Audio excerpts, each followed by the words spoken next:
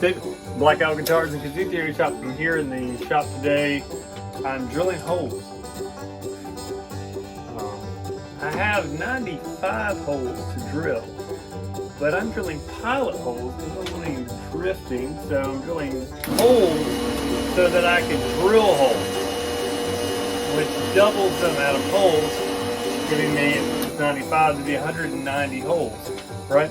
So there's a lot of holes to drill. We're drilling holes to drill holes so that we can drill holes so we can drill holes. Okay, maybe that's a little exaggerated, but needless to say, we're drilling holes. On kazoos. But I'm getting kind of tired of drilling holes.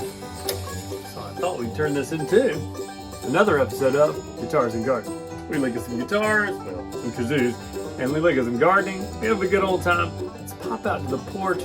I've been reading about propagating Mexican petunias, and it's one of my favorite flowers out there in our garden. So we're going to propagate some Mexican petunias. Let's get to it.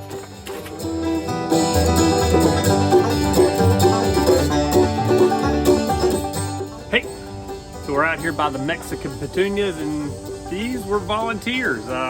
They're amazing, but they just showed up one day. They weren't here, and now they are. But they've gotten really big, and they're really awesome, and they drop these every day, and they bloom again, which is really cool. You can see where they're going to be coming in, and they've been amazing all spring and all summer, especially during the summer. They just keep coming back, keep coming back. Well, I've been reading some about propagating these. I wanted to move them to some other parts of the garden because the bumblebees and the hummingbirds and the butterflies really like these. I want to move them back around, and I read that you could just take clippings from them and they would root and stuff. It was very complicated. People were talking, and then there was the guy who was like, "Well, all you need is a set of clippers and." Oh, sorry. Hello. Hi.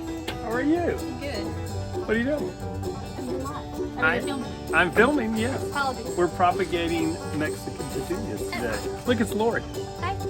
And I was just telling them that that I read a bunch of complicated stuff online, but there was Plants Array, a video I watched, and we'll just call him Ray. Ray was like, "You just cut these off here and you stick them in a bucket," and so that's what we're gonna do. They don't need seeds? They don't need seeds. Because that's my word. Seeds. Making a seed vinegar. Certified, that's nice. It's not sun yet. But Do these pins stay in it like they that? do stay in no. all the time.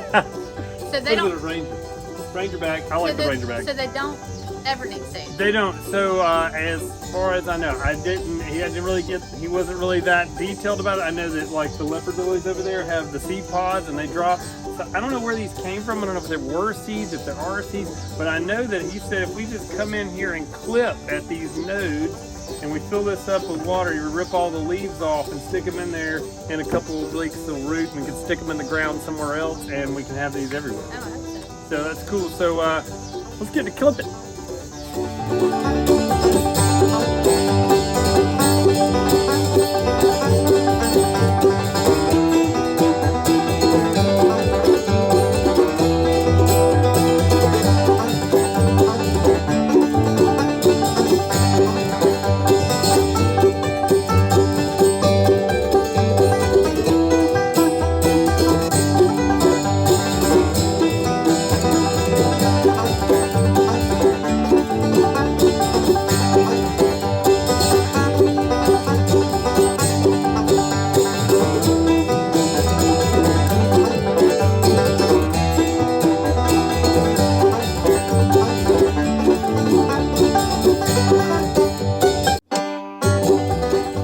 There you have it, folks. We got our Mexican petunias all planted in these buckets with just water. And you saw we dipped some out of the pond because that has fish poop in it, little natural fertilizer.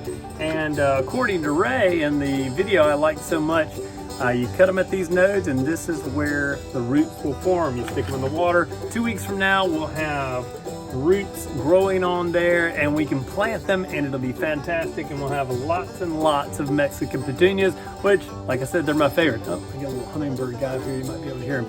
Anyway, so this has been another episode of Guitars and Gardening, www.blackowlguitars.com. Thanks.